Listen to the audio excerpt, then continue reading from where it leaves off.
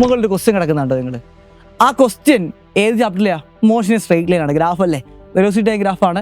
Question ഇതാണ്: ഒരു കുട്ടി മുകളിലോട്ട് കല്ല് വലിച്ചെറിയുന്നു, ആ കല്ല് ഏറ്റവും മുകളിൽ എത്തിയിട്ട് താഴോട്ടേക്ക് വീഴുന്നു, അതിൻ്റെ വെലോസിറ്റി ടൈം ഗ്രാഫാണ് കണ്ടുപിടിക്കേണ്ടത്. അടിപൊളി ക്വസ്റ്റ്യൻ അല്ലേ? എടാ 3 ഗ്രാഫ് നിങ്ങൾ നോക്കിയേ.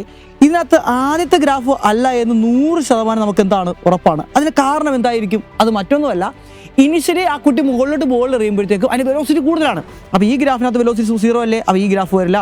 ഈ ഗ്രാഫും വരാൻ സാധ്യതയുണ്ട്. വെലോസിറ്റി എന്താണ്? ഇനിഷ്യൽ വെലോസിറ്റി മാക്സിമം ആണ്. ഇനി മുകളിലോട്ട് പോകുന്നതോറും വെലോസിറ്റി കുറഞ്ഞ് വരത്തില്ലേ? വെലോസിറ്റി കുറഞ്ഞ് വരുന്നത് 0 ആയി. ഇവിടെയും വെലോസിറ്റി കുറഞ്ഞ് എന്തായി? 0 ആയിട്ട് മാറി. ഇനി എന്താ സംഭവിക്കുന്നത്? താഴോട്ട് വീഴുകയാണ്.